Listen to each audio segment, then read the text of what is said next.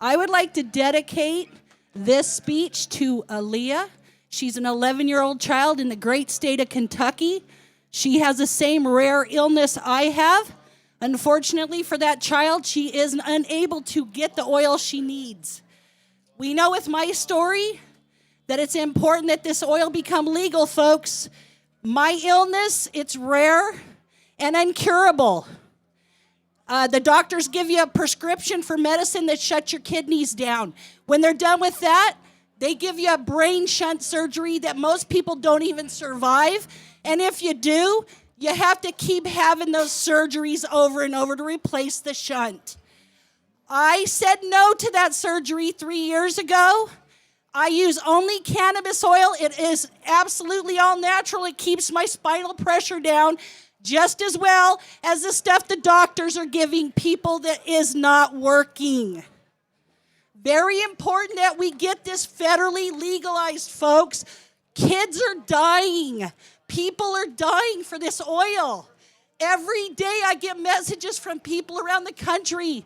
They need it legalized. We live in a state that we've got the blessing here that we do have at least some type of freedom here.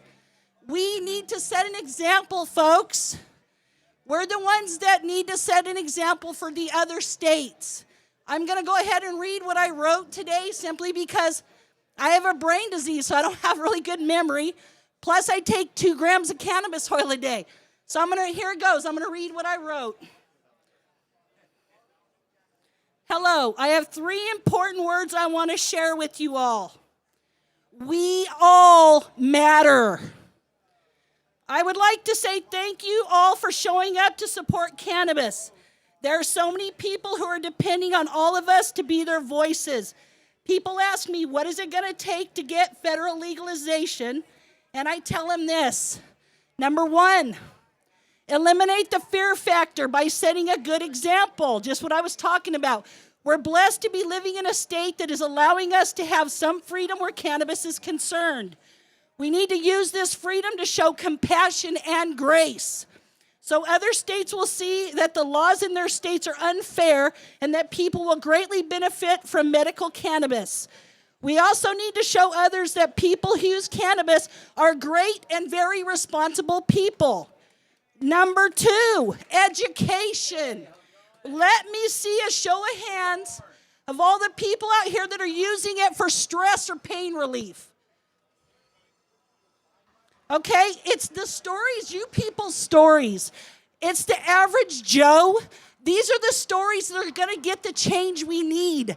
I can stay here and tell my story 50 times. There's not very many of me. It's a rare brain disease. There's millions of you. Use your voice to get it done. We also need to start sharing these success stories with doctors and the lawmakers.